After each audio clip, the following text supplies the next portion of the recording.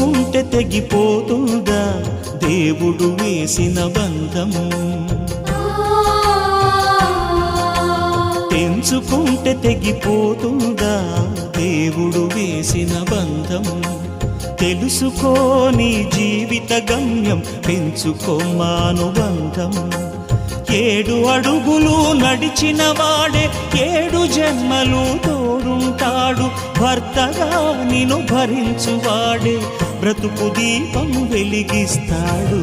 అతని హృదయం నాటి చెరామి, అగ్నిహోత్రమే అందుకు హామీ.